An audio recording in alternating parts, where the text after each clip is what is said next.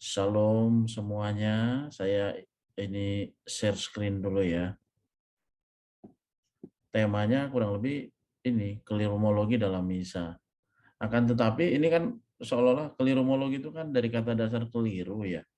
Logi itu ilmu, ilmu tentang keliru. Tapi sebenarnya mau mengatakan apa ya, ini kan salah satu metode sih sebetulnya untuk mendalami Ekaristi, sehingga kadang-kadang melalui pendekatan yang agak berbeda. Tapi harus dimengerti bahwa kata keliru itu bukan berarti salah, atau sebutlah katakanlah misalnya, loh Romo, jadi kalau keliru berarti nggak valid dong misalnya. Bukan soal valid atau tidak sebetulnya ini. Ini soal ketidaktepatan. Namanya keliru ya tidak salah total secara mutlak gitu ya, tapi bahwa kurang tepat atau nanti soal apa ya, lo kok agak mengganggu, tapi bukan soal validitas, bukan soal absah, atau bukan soal sah atau tidaknya perayaan Ekaristi. Perayaan Ekaristi tetap sah, tapi ada banyak pengetahuan, ada banyak apa ya, pemahaman, pengenalan kita akan Ekaristi ini yang mungkin selama ini kurang tepat, yaitu makanya disebut keliru. Mudah-mudahan melalui Zoom ini kekeliruan kita itu dapat kita perbaiki semaksimal mungkin. Jadi saya di sini sebetulnya nanti akan bertanya. Jadi ada pertanyaan pilihan ganda sebetulnya, bukan pilihan ganda juga, pilihan 6 gitu ya. Sehingga ketahuan akan bisa kelihatan bahwa pemahaman kita pasti akan berbeda. Kelihatan dengan jawaban-jawaban yang akan kita berikan. Nah, maka di sini nanti akan ada 4 pertanyaan plus 1 tambahan hal teknis berkaitan dalam misa, tapi juga akan tambahan yang lain tentang sebenarnya hanya 1 slide saja, berkaitan dengan dokumen terbaru yang dikeluarkan oleh Paus. Paus Fransiskus itu sebetulnya kalau mau disebutkan tidak terlalu biasa untuk menulis hal berkaitan dengan liturgi, tapi kali ini entah mengapa tergerak hatinya untuk menulis sebuah surat bahwa apa namanya, judulnya itu, dokumen yang terbaru itu adalah Desiderio Desideravi. Nanti kita lihat hanya sekilas saja ya. Kalau terjemahan dalam bahasa Injil Lukas itu adalah, saya sangat rindu makan Paskah ini gitu. Nah, baik saudara-saudari yang terkasih, Bapak Ibu, kita akan lihat melalui pertanyaan-pertanyaan yang akan saya sodorkan. Ini ada beberapa 4 pertanyaan tambah 1 tadi yang saya sudah katakan. Ini tuh ada pertanyaan ya Bapak Ibu ya. Nah, pusat kalau bisa ya, kalau mau ikut serta boleh boleh apa namanya, menuliskan jawaban di kolom chat. Salah mah nggak apa-apa, tapi hanya mau mengetahui bahwa apakah benar bahwa jawaban kita itu sama atau tidak gitu ya. Romo, Pusat mohon izin kalau ya. yang benar nanti dapat buku deh, Romo. Oh boleh, silahkan. Tapi ada 4 Bu, gimana Bu? 4, ya udah 4, Romo bukunya. Oh Tanda oke, tangan.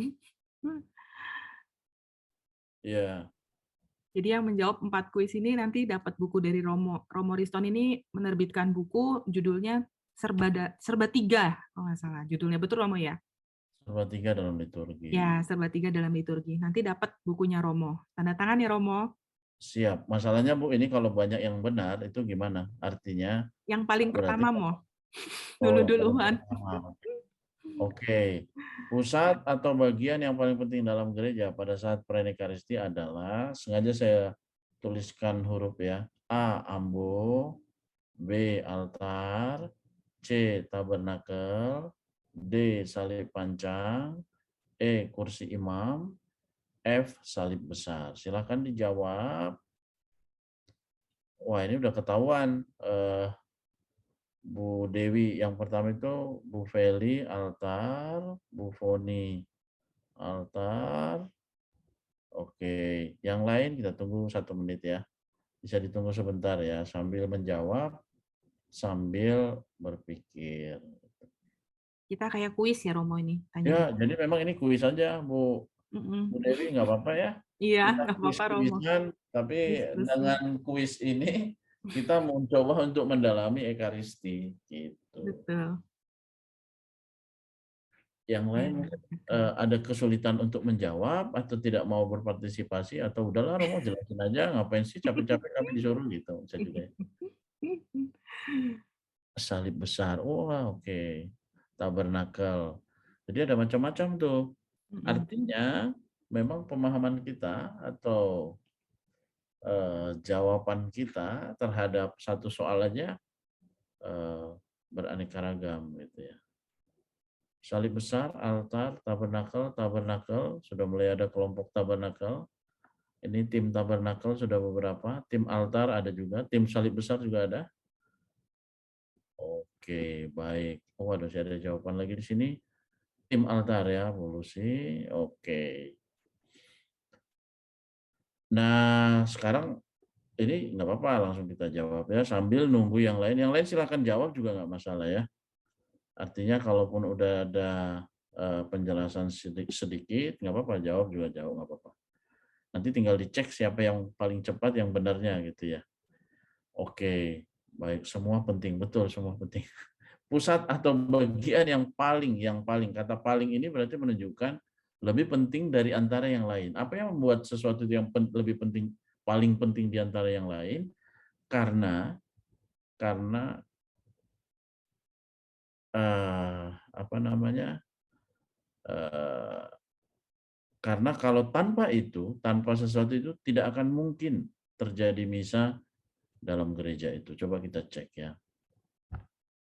Kalau misalnya dalam gereja tidak ada ambo, apakah misa bisa berlangsung? Eh, Tanpa ambo gimana dong Romo nanti ambo itu mimbar ya? Gimana dong lektornya Romo? Ya dipegang saja, bisa nggak? Bisa sih Romo. Oke. Lalu ke bagian B, altar. Kalau tanpa altar bisa misa nggak? Bisa Romo. Terus di mana itunya nanti tempat apa namanya untuk mengubah hosti dan anggur dan seterusnya?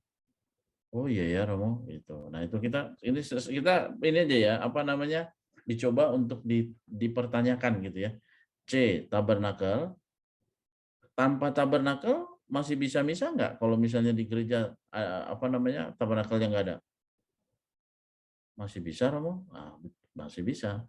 Tanpa salib pancang itu apa? Salib yang dipancang di sebelah kiri atau kanan altar. Loh, apa fungsi salib pancang? Salib pancang itu adalah salib prosesi sebetulnya. Salib yang dipakai untuk perarakan. Nah, kalau tidak ada salib besar yang di tembok sana, maka boleh dipancang, ditaruh di dekat altar, di sebelah altar gitu ya. Nah, lalu kursi imam, tanpa kursi imam bisa nggak? Ya bisa aja karena ada katedra, kursi kursi uskup juga ada. Tapi kursi imam ini yang dimaksud adalah kursi pemimpin gitu. Bisa nggak? Bisa saja kalau ada kursi yang lain, kursi pemimpin yang lain. Artinya tidak hanya imam ya. Lalu tanpa salib besar juga ada. Ada beberapa gereja di gereja Katolik di bahkan katedral beberapa di Indonesia yang tidak pakai salib besar, tapi mereka pakai salib pancang atau nanti salib altar. Nah, maka jawabannya adalah dari penjelasan sedikit ini, nanti kita akan jelaskan lebih dalam gitu ya. Jawabannya adalah altar. Ada pendapat yang mengatakan, nanti Bu Dewi cek aja siapa yang benar ya, siapa yang tepat. Baik Jawabannya Romo. adalah jawabannya adalah altar. Seorang Ambrosian, Ambrosianus ya, Santo Ambrosius berkata, "Sine altare non missa est." Jadi tanpa altar tidak dapat misa. Nah itu memang kata-kata itu yang mau menjelaskan bahwa pusat yang paling penting dalam gereja pada saat ini kata-kata kunci ya pada saat praenekaristi. Nanti kalau nggak ada praenekaristi mana yang paling pusat? Nanti kita lihat jawabannya tentu saja bukan altar tapi tabernakel. Tapi pada saat praenekaristi itu adalah altar. Nah kita lihat mengapa altar? Altar itu pertama simbol Kristus. Romo, salib kan juga simbol Kristus. Betul. Simbol Kristus. Betul, yang lain juga simbol Kristus. Tapi ada jawaban yang lain, yaitu tempat transubstansiasi. Jadi altar adalah tempat suci di mana terjadi proses atau perubahan secara substansial dari roti dan anggur menjadi tubuh dan darah Kristus. Itu sebabnya menjadi hal yang paling utama. Nah, tadi ada kata-kata sine altare non missa est. Ini kata-kata yang mengatakan bahwa tanpa altar tidak akan ada misa.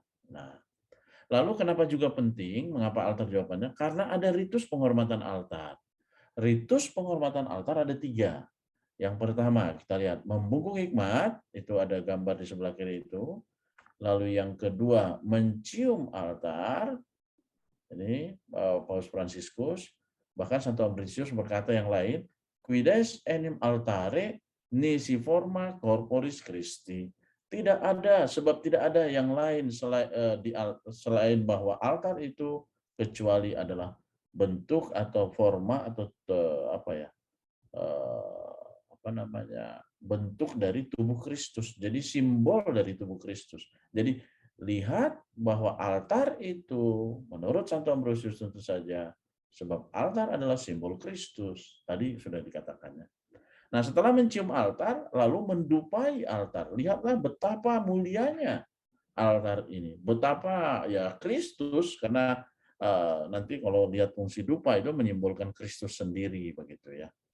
Nah, maka lihat altar adalah pusat selama misa berlangsung tanpa mengabaikan bahwa tempat yang paling kudus dalam gereja adalah tabernakel yang di dalamnya terdapat sakramen Maha Kudus. Nah, jadi jawabannya altar. Bahwa yang paling kudus adalah tabernakel, tapi yang paling penting dan yang pusat selama misa itu altar.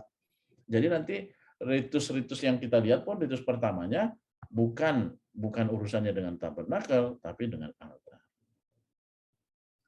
Nah, kita lihat ini ya, penjelasan sedikit saja secara ringkas lah gitu ya.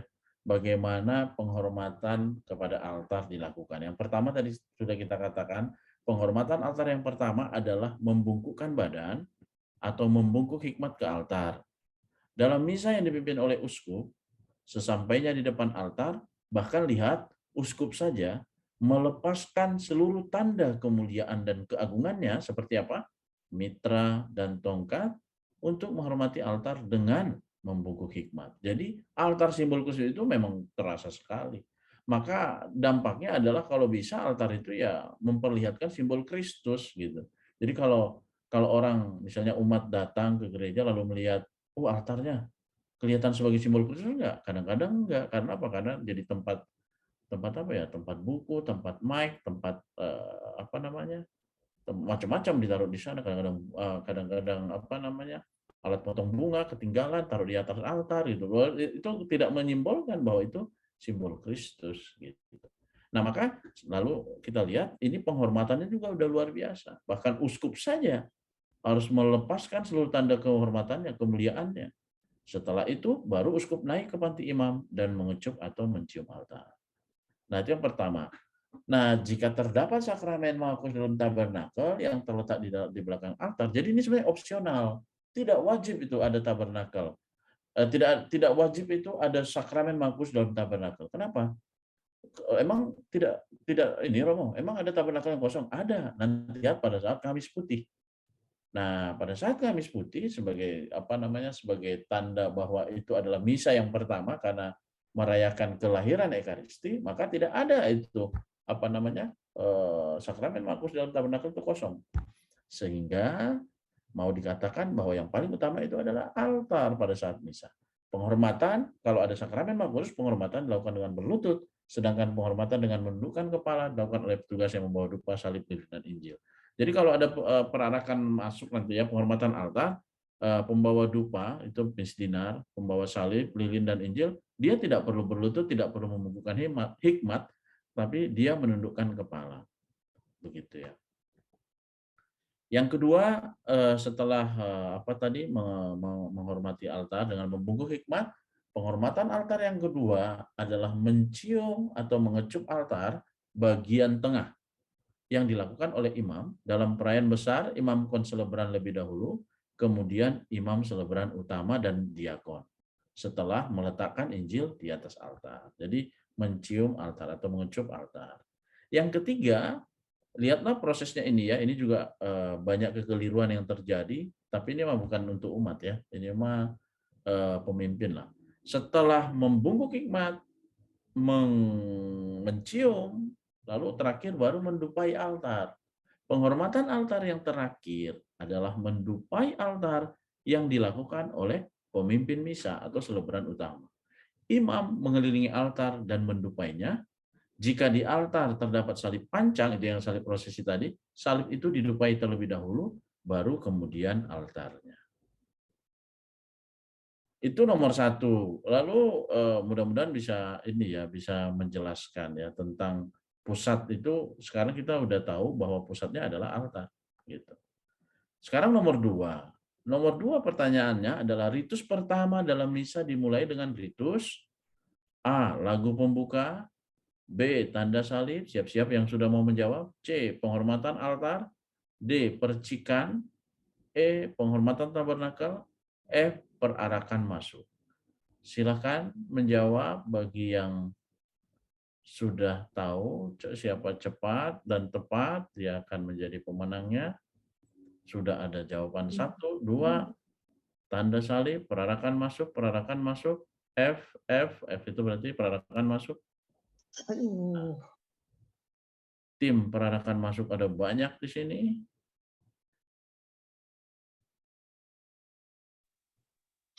F ya, lebih cepat gampang nulis F aja ya, supaya cepat gitu.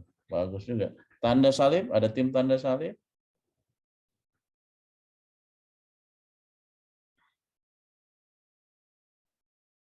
Iya, kita berikan 1 menit lagi kali ya. 1 menit lagi, Romo. Apa? 1 menit lagi. Siap, ya diberi waktu aja. Ini kalau kuis cepat tepat ya, cerdas cermat. Iya, cermat. Tapi sebetulnya menunjukkan ini juga sih ya, ketepatan pemahaman kita. Memang ada orang bilang, asik tuh, tapi ada yang bilang, ini kok jadi kaku sih, jadi kayak matematika gitu.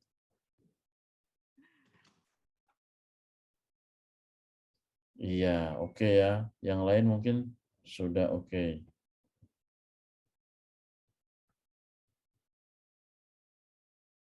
Oke, kalau begitu jawabannya adalah, sebelum jawabannya kita ulas sedikit ya, walaupun nanti lagu pembuka untung ada yang lagu pembuka. Jadi ada tim yang lain selain tanda salib dan apa namanya, dan perarakan masuk. Langsung aja kita tanya ya. A, lagu pembuka. Apakah misa bisa dimulai tanpa ada lagu pembuka? Karena di mute ya, ya sudah. Bisa. Jadi emang bisa Romo? Bisa, tanpa lagu pembuka juga bisa. Oh gitu, iya. Baru dengar. Iya, nggak apa-apa baru. Lalu yang kedua, tanda salib. Emang iya, tanda salib langsung tiba-tiba langsung tanda salib. Kan imamnya awalnya di mana? Di sakristi. Kok bisa langsung tanda salib? Oh iya, berarti ada ritus sebelum ini, sebelum tanda salib. Oke, C, penghormatan altar. Emang iya langsung tiba-tiba langsung menghormat altar di depan altar. Sebelum di depan altar di mana? Dari sakristi. Nah, itu dari sakristi ke penghormatan altar emang langsung, kan nggak bisa. Berarti ada ritus sebelumnya. Percikan. Wah, di percikan ini pengganti ritus tobat, jadi yang pasti bukan yang pertama. Ini yang nggak tahu yang keberapa. Lalu penghormatan tabernakel. Emang ada ritus penghormatan tabernakel? Tidak pernah ada ya. Ritus penghormatan tabernakel dalam misa tidak pernah ada. Penghormatan sakramen Maha Kudus itu mungkin ada, tapi tidak masuk dalam ritus dalam misa karena berbeda fungsinya. Lalu jawabannya adalah betul. Jawabannya adalah perarakan masuk. Kita cek ya. Nah, betul. Dia sendiri tuh, nggak disilang. Mengapa perarakan masuk? Mari kita lihat. Kita bahas ya satu persatu. Nah, lihatlah, perayaan Ekaristi dimulai dengan perarakan masuk sebagai ritus pertama dari ritus pembuka. Penghormatan altar dan tanda salib adalah ritus kedua dan ketiga. Nah, sedangkan lagu pembuka fungsinya untuk mengiringi perarakan masuk. Sedangkan tujuan seluruh bagian ritus pembuka itu dalam misa adalah untuk mempersatukan umat dan mempersiapkan kita mendengarkan sabda Allah dengan penuh perhatian dan merayakan Ekaristi dengan layak. Itu bandingkan pedoman umum misalnya Romawi nomor 46 ya. Nah, kita lihat bahwa lagu pembuka itu pengiring perarakan masuk saja. Berarti betul bahwa ada perarakan yang tanpa ya, kuis kedua oleh Ibu Punisima ya. Oke, banyak ya. Oke, kita lihat bahwa lagu pembuka itu hanya pengiring. Jadi ada perarakan masuk tanpa lagu pembuka. Kita lihat beberapa cara perarakan masuk. Ada 3 cara perarakan masuk. Yang pertama, perarakan meriah. Yang kedua, perarakan biasa dengan nyanyian. Yang ketiga, perarakan sederhana tanpa nyanyian. Lihatlah yang nomor 3 ini. Perarakan tetap bisa dilakukan tanpa nyanyian. Itu untuk misa harian biasa biasanya ada. Atau mungkin saja perarakannya biasa tapi dengan nyanyian. Nah, itu nomor 2. Lalu yang ketiga tentu saja perarakan meriah. Kita lihat satu persatu sekilas. Perarakan meriah atau procesio solemnis adalah atau pada awalnya dilakukan dalam misa yang dipimpin oleh paus dan semakin populer pada tahun 701. Dalam misa, pemimpin misa atau yang disebut dengan selebran utama bertindak sebagai in persona Christi atau pribadi Kristus dan in persona ecclesiae atau pribadi gereja. Nah, maka pada saat perarakan masuk, pemimpin misa adalah simbol Kristus yang datang dan hadir yang disambut oleh seluruh umat. Jadi nanti ini kan sudah mulai misa offline nih, Bapak Ibu Saudara-saudari yang terkasih. Jangan sampai pada saat bunyi bel dibunyikan lalu mulai lagu pembuka lagu perarakan masuk dan mulai berarak gitu. Lalu umat sering kan ngelihat imamnya. Mereka ya Romo ini deh, aduh apes deh. Nah gitu jangan. Karena walaupun romonya pendek, walaupun romonya nggak punya rambut, walaupun romonya kecil, walaupun romonya ya gimana tampangnya, itu pada saat dia merayakan misa, dia adalah simbol Kristus. Dia adalah Kristus bahkan gitu ya. Maka kalau bisa pada saat peranakan masuk kita tahu bahwa yang masuk itu bukan sekedar imamnya, tapi Kristus sendiri. Nah, ini ada urutan perarakan meriah. Urutannya adalah ini 1 pembawa pendupaan ini dinar ya, dan dupa dengan asap yang berhubung, pembawa salib pancang dengan korpus Kristus menghadap ke depan, pembawa lilin pengapit salib, putra altar lain, petugas bacaan atau lektor, para pelayan pembagi komuni, diakon pembawa evangeliarium, dan akhirnya selebran utama. Nah, kita lihat untuk misa yang dipimpin oleh uskup perarakan dapat semakin panjang dengan beberapa petugas khusus seperti petugas pembawa mitra, pembawa tongkat pastoral, pembawa pimpa, pembawa teks, dan seremoniarius. Ini berdasarkan ada kutipannya ya. CE itu berarti Ceremoniale Episcoporum nomor 43. Itu yang pertama, jadi ada perarakan meriah. Nah, tentu saja dengan nyanyian. Sementara yang kedua, procesio sueta cum cantu, perarakan biasa dengan nyanyian. Perarakan biasa dilakukan oleh imam sebagai pemimpin misa bersama pelayan altar atau misdinar tanpa unsur-unsur pendukung seperti dalam perarakan meriah tadi. Baik perarakan meriah maupun perarakan biasa sama-sama diiringi dengan nyanyian pembuka. Lalu yang ketiga ini adalah procesio simplex sine cantu, perarakan sederhana tanpa nyanyian. Perarakan sederhana dilakukan dari sakristi menuju altar oleh imam sebagai pemimpin misa, bersama 1 atau 2 pelayan altar, atau bahkan hanya pemimpin misa sendirian masuk ke ruang perayaan. Ini yang sering terjadi kalau saat misa online itu loh. Bukan tiba-tiba, imamnya mungkin udah langsung di altar. Atau sebetulnya bukan di altar, tapi karena masa pandemi, ya sudah. Dalam cara sederhana ini, tidak ada nyanyian. Jadi nggak ada nyanyian tuh. Karena tidak ada nyanyian pembuka, maka antifon pembuka dapat dibawakan oleh seluruh umat atau beberapa dari mereka atau bahkan imamnya sendiri yang membacakan antifon pembuka itu. Itu nomor 2 ya. Nah, sekarang siap-siap untuk menjawab nomor 3. Nah, ini dia. Ritus pembuka dalam misa, dalam gereja, dimulai di A. Ambo, B. Altar, C. Depan salib pancang, D. Depan kursi imam, E. Depan salib besar, F. Depan tabernakel. Silahkan dijawab, silahkan dipilih, silahkan ditentukan sendiri, lalu dijawab lewat chat, kolom chat. Waktunya 1 menit lagi ya, Romo. Siap, nanti beritahu aja, Bu. Baik, baik. Biasanya saya kalau udah mulai udah mulai nggak ada yang jawab, berarti udah, atau yang lain ya sudahlah, yang penting kan penjelasannya dan lain seterusnya. Atau kalau itu tingkatannya makin susah, Romo, pertanyaannya. Kemungkinan ya, saya juga nggak mikir tadi itu apakah makin susah atau enggaknya. Ini normal secara liturgis ya, bukan berdasarkan praktek, karena praktek selama ini kemungkinan besar, karena saya lihat ini yang menjawab itu semua jawabannya altar. Karena melihat praktek semuanya altar, tapi itu tidak tepat secara liturgis. Sebetulnya ini semua ada di bukunya Romo juga ya? Ada, betul.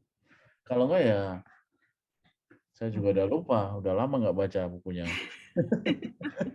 Apakah ada atau tidak gitu loh maksud saya. Oke, ini udah 1 menit, Romo. Oke, baik, kita jawab ya. Jawabannya adalah ada yang benar kayaknya tadi, saya cek sih. Jawabannya ambo bukan, altar bukan, depan salib panjang bukan, depan salib besar juga bukan. Jawabannya adalah depan kursi imam.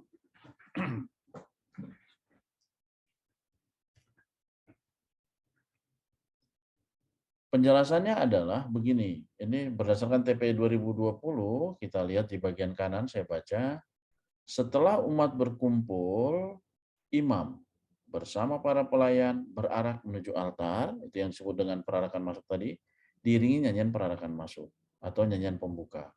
Setelah tiba di depan altar, lalu ada unsur imam bersama para pelayan, tadi kita lihat, membungkuk hikmat atau berlutut, ini penghormatan altar tadi. Setelah ia mencium altar, bila perlu ia mendupai salib dan altar. Setelah mendupai apa? Lalu imam pergi ke kursi pemimpin atau kursi imam. Nah itu jawabannya.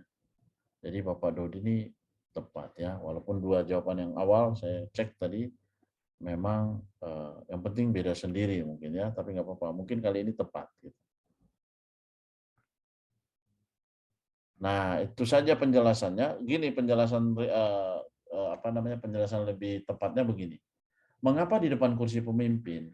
Karena ada 3 tugas, tugas tugas munus. Jadi berdasarkan 3 tugas Kristus. 3 tugas Kristus itu adalah sebagai pertama munus regendi atau tugas untuk memimpin, menjadi raja, meraja gitu ya. Yang kedua munus docendi, tugas mengajar. Yang ketiga munus sanctificandi, tugas untuk menguduskan. Jadi yang pertama tugas memimpin atau sebagai raja itu dimulai dari depan kursi pemimpin. Pada saat ritus pembuka, semua ritus imamnya normalnya nanti pasti ada kekecualian, normalnya itu di depan kursi pemimpin.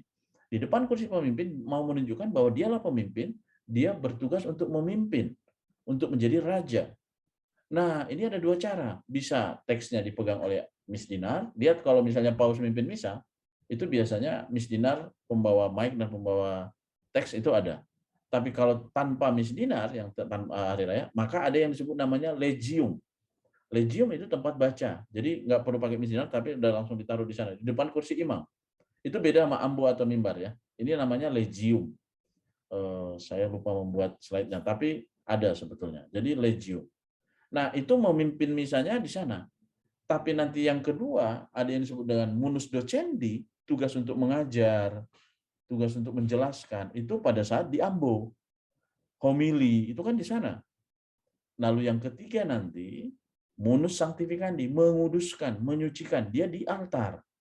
Jadi di altar itu pada saat ritus atau liturgi ekaristi, ritus pembuka sebagai pemimpin, liturgi sabda sebagai pengajar, liturgi ekaristi sebagai pengudus atau yang menguduskan. Oke, begitu kurang lebih ya. Lalu kita siap-siap untuk pertanyaan terakhir kuis ini. Nomor 4, pertanyaannya adalah, nomor 3, bukan, baru 2 ya Bu ya? Sorry, Bu. Sudah di 1, 2, tadi yang ketiga, betul. Oh ini 4 harusnya ya? Ya, yang keempat, Romo. Oh sorry, tak ganti ya, coba ya. Ini yang keempat. Dalam misa, secara liturgis, umat membuat tanda salib sebanyak A. 40 kali, B.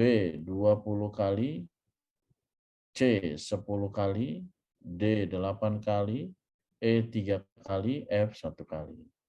Silahkan dipilih. Oh ini udah nomor 4, tadi salah berarti saya. Coba saya cek tadi ya.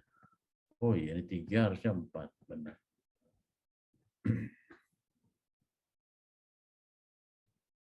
Satu menit lagi ya, Romo. Siap. Siapa tahu ada kuis kelima, Romo. Coba saya cek, saya jadi lupa tadi malah.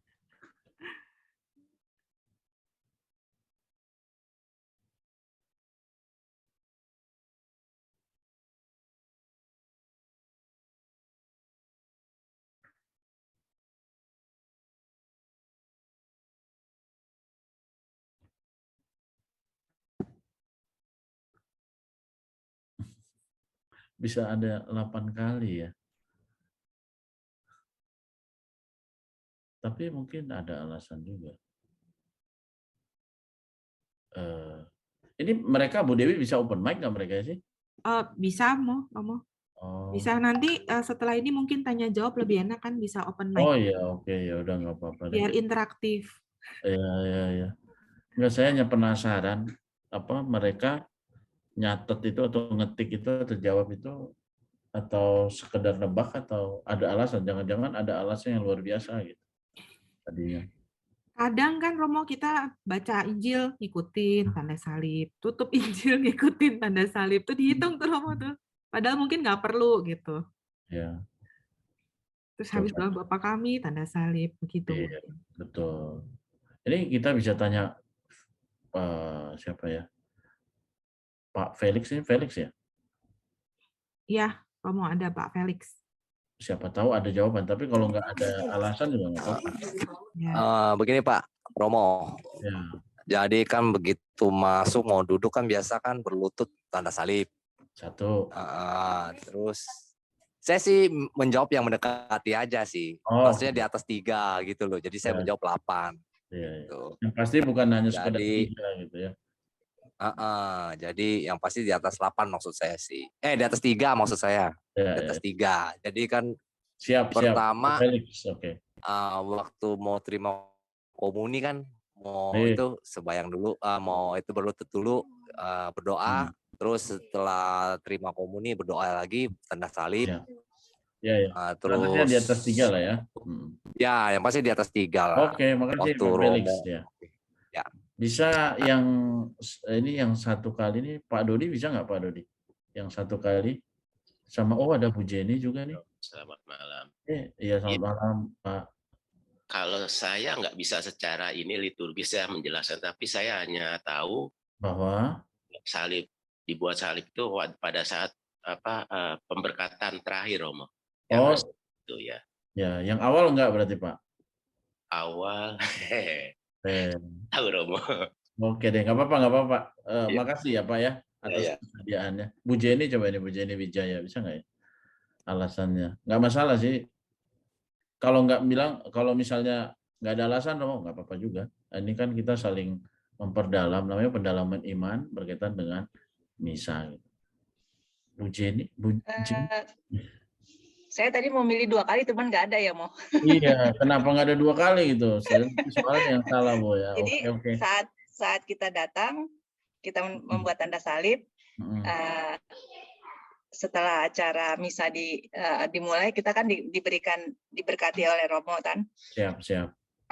Terus terakhirnya kita tidak perlu paling di pas pulang aja kali mau diberkati sama Romo. Ya. Oke, makasih Bu. Itu sebabnya pilihannya nggak ada 2. Tadi kalau 2 bisa dibenarkan juga. Tapi masalahnya sengaja dibikin nggak 2, Bu. Begitu ya. Oke, makasih. Kita cek ya, jawabannya adalah ini memang bagus ya, pertanyaan itu udah dirancang karena ada kata-kata secara liturgis. Nanti dalam misa umat membuat tanda salib mungkin beberapa kali, tapi bukan secara liturgis. Itu bukan liturgis. Tapi apa dong Romo? Itu namanya nanti kita lihat yang disebut dengan secara devosional atau secara personal, yang sama sekali bukan liturgis. Jadi jawabannya adalah 3 kali. Nah itu diberitahu ya. Jadi di awal misa, sebelum bacaan Injil, kan ini dan di akhir misa. Jadi bukan membuat tanda salib sebanyak berapa kali itu. Maksudnya ya ini berapa 3 kali itu pas kapan aja. Di awal misa, di akhir misa, oke itu udah benar 2 kali. Sebelum bacaan Injil juga kita membuat tanda salib. Ini umat ya, bukan imam. Umatnya juga membuat tanda salib kecil 3 kali. Di dahi, di mulut, lalu di dada. Itu tetap ya dilakukan Bapak Ibu ya. Nah, maka jawabannya 3 kali. Kita lihat ya, yang pertama,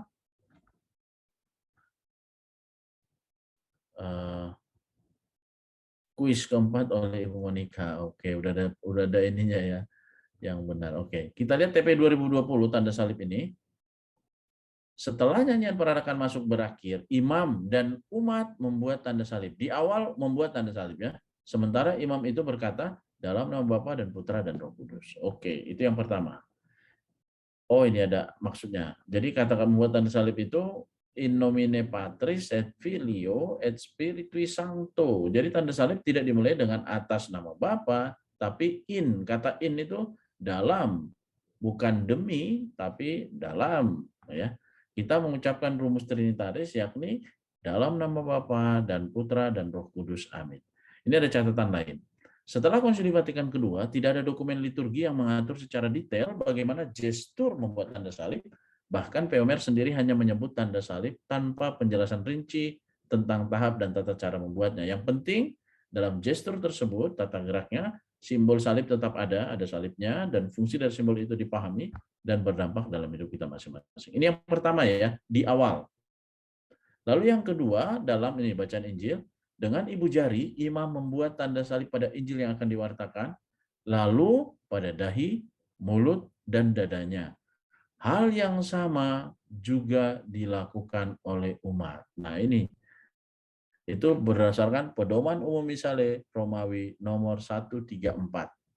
Selesai membaca Injil, tidak ada lagi ritus mengangkat evangelim, yang ada hanya dicium saja sampai mendoakan sekreta. Nah itu ini kata-kata ini yang mau saya tampilkan. Hal yang sama juga dilakukan oleh umat. Oke.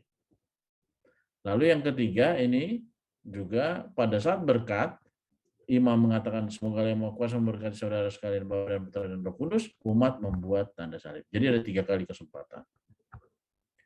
Begitu, saya kira ini apakah ada pertanyaan kelima ya? Coba kita cek ya, Bu Dewi, semoga ada. Oh iya, berarti ini yang kelima ini Bu Dewi. Saya salah nomor berarti tadi. Ritus yang paling penting dalam perayaan Ekaristi adalah A. Kolekte, B. Bacaan Injil, C. Homili, D. Berkat, E. Komuni, F. Doa syukur agung. 1 menit lagi ya Romo. Siap Bu. Ini kita kayak lagi mau ini deh Romo. Lagi seperti mau ikut ujian dibaptis. Oh iya, emang iya? Enggak. Dulu dibaptis seperti itu kayaknya. Yang baptis dewasa. Oh, kata kumen itu ya. Iya, kata Aduh, kumen. maaf ya kalau membuat apa namanya jadi Tidak apa-apa Romo. Bagus malah. Kita belum tahu Romo, kadang kita ke gereja ya ngikut aja, tapi nggak tahu mana yang benar. Kan pengarahannya kurang kadang. ya. Udah banyak yang jawab nih, Romo. Udah banyak ya, sebentar Bu ya. Ini saya kok kelupaan dalam penjelasan ini ada satu gambar yang pengennya saya tampilkan. Saya stop share dulu ya. Baik. Coba bisa dicek aja ini siapa sih apa namanya Ada yang jawab bacaan Injil, ada yang E, ada yang C juga, Ada yang doa syukur agung. ada yang doa syukur agung juga, ada beberapa kayaknya ya. Iya, Romo. Itu apa namanya, bisa nggak salah satu atau salah dua alasannya, siapa tahu ada alasan yang bagus sehingga kita mempertimbangkan gitu. Ya. Silakan di open mic-nya. Sambil saya bergerak untuk mencari gambar. Kok tadi kelupaan, saya baru ingat tadi tuh. Sebentar, oke. Ada yang mau menjawab alasannya? Atau saya cek ya, siapa sih tadi yang jawab? Yang menjawab bacaan Injil, apa? C itu apa sih? Homili ya? Oh ini dia, oke. Copy, oke. Saya share screen lagi ya. Oke, mohon maaf sebentar. Set. Oh, bentar.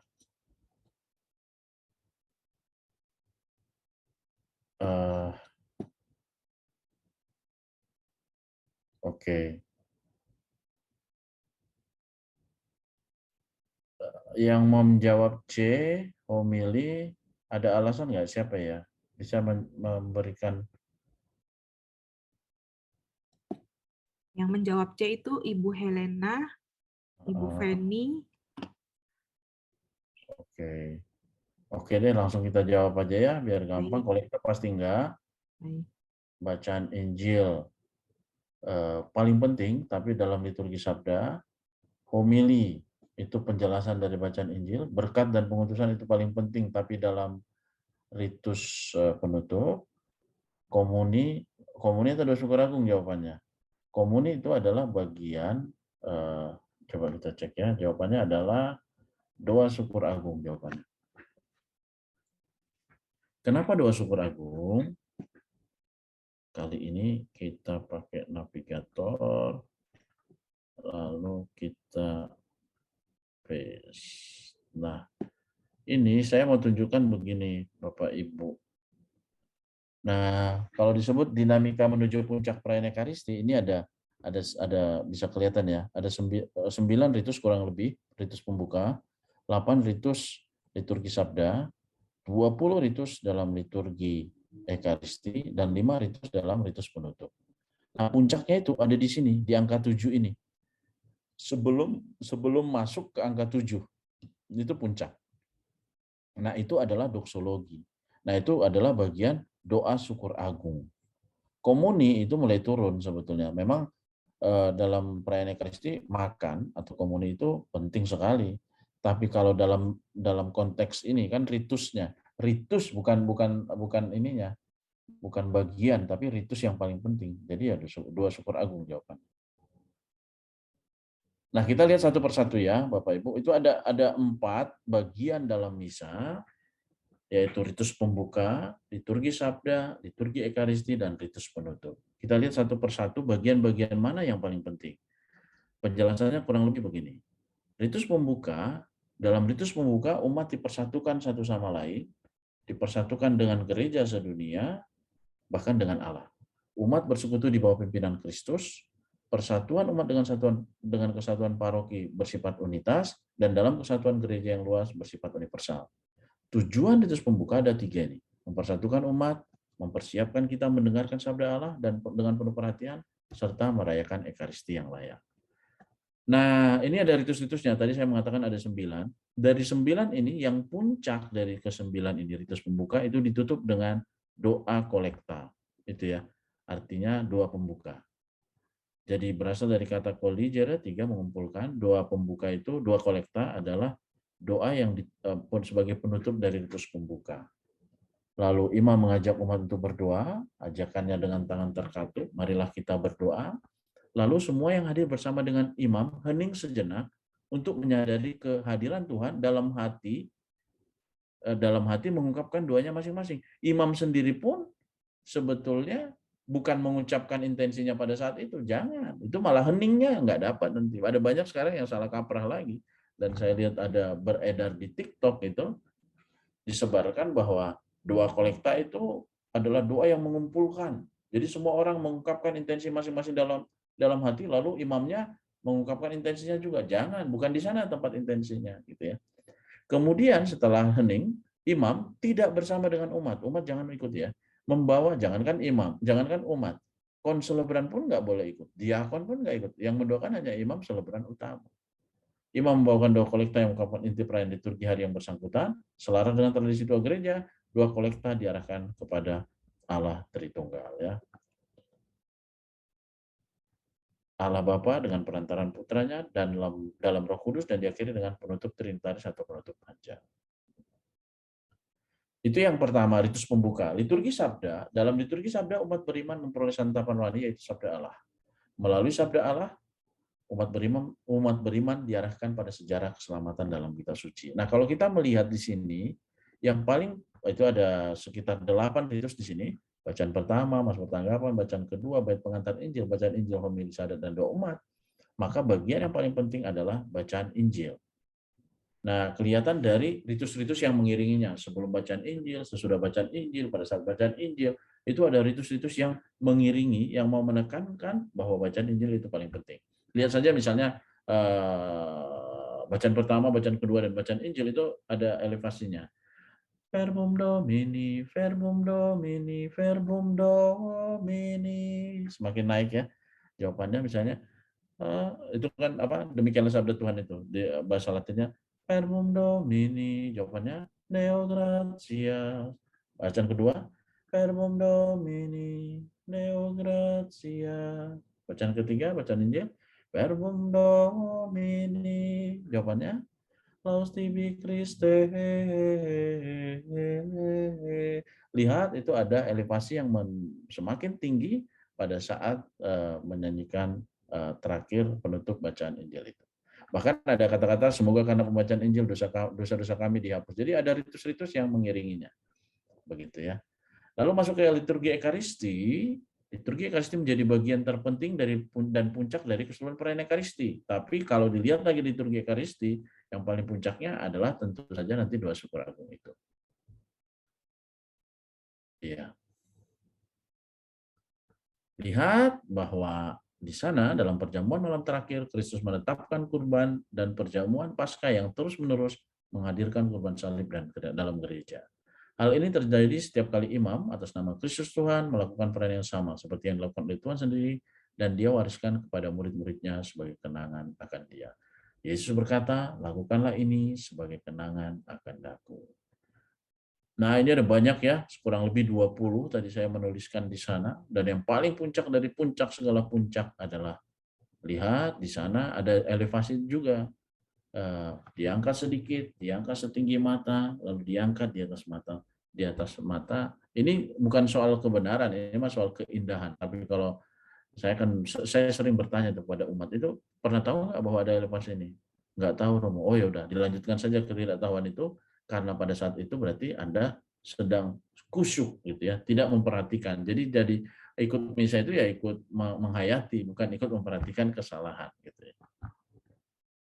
Terakhir, ritus penutup, bagian ini menutup seluruh rangkaian misa. Imam mengajak umat untuk terus memuliakan Allah dalam sehari-hari. Umat diutus untuk mewartakan cinta kasih Allah kepada dunia. Unsur yang pentingnya adalah berkat dan pengutusan. Jadi ada kurang lebih 5 ini, 1, 2, 3, 4, 5. Hitungannya 5 ya. Nah, ini dia, ada saudara-saudara pergilah misa sudah selesai. Saudara-saudara pergilah mewartakan Injil Tuhan. Saudara-saudara pergilah. Ini kata-kata pergilah ini bukan mengusir, sekali lagi, tapi untuk mengutus ya. Nah, setelah itu ini hal terakhir. Waduh, udah tinggal setengah jam lagi. Pertama, datanglah misa tepat waktu. Ini seringkali orang bertanya, Romo, kami bisa kira-kira kapan ya kami kalau telat itu sekurang-kurangnya pas ritus apa sih supaya bisa komuni lagi ya? Nggak ada aturannya supaya datang pas Kyrie masih bisa ngomongin atau enggak, tapi ya datanglah misa tepat waktu. Bahkan jika perlu sebelumnya ada persiapan. Begitu. Maka sapalah Tuhan dalam keheningan. Ini ada 2 pribadinya juga. Lalu ikutilah misa dengan sadar, aktif dan penuh. Kadang-kadang kita sadar tapi nggak aktif. penuh juga enggak, karena sebelum berkat udah pulang gitu ya. Nah, maka ini ketiga-tiganya ini penting sekali. Kita bisa dengan sadar, aktif, dan penuh. Yang keempat, ini kata-kata Paus, la messa non si paga, gratis come il sacrificio di Cristo. Jadi misa itu sebetulnya nggak bayar, gratis. Sebagaimana kurban Kristus juga gratis. Kurban Kristus itu gratis untuk kita. Ya, pada saat misa kita tidak gratis, tapi kalau ada yang kolektor itu urusan lain. Tapi bahwa prinsipnya perayaan misa itulah perayaan siapapun bisa mengalaminya tanpa harus membayar. Pada saat misa, kalau mau kolektor itu urusan lain ya, tentu saja sangat didukung gitu. Lalu unsur Bapa kami dan pengampunan. Kadang-kadang kita selalu misa, ada yang misa tadi sampai berapa kali? 3 kali ya sehari, gila. Nah, maka pengampunan juga harus terjadi. Mendoakan Bapa kami, tapi kadang-kadang kita mengampuni sangat sulit gitu ya. Pergilah setelah misa selesai, yakni sudah berkat, tentu saja. Lalu yang terakhir ini, per liturgiam ad Christum. Jadi melalui liturgi atau melalui misa, kita menuju pada Kristus. Jangan sampai melalui liturgi, tapi nggak sampai pada Kristus. Sampainya pada permusuhan, perkelahian, jangan ya, jangan sampai amit-amit ya. Dan masih banyak lagi loh itu. Nah terakhir saya tambahkan ada dokumen Desiderio Desideravi, ini dari Paus Fransiskus yang terbaru tanggal 29 Juli yang lalu atau Juni ya. Iya.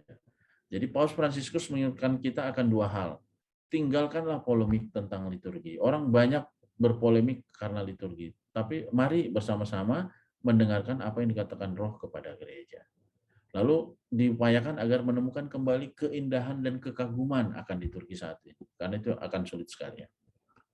Itu saja, Bapak Ibu Saudara-saudara yang terkasih, ada beberapa buku, banyak buku di sini. Saya tambahkan juga ada 3 dalam liturgi di sana. Rupa dan Citra dari Romo Halimanto, ada beberapa buku yang lain.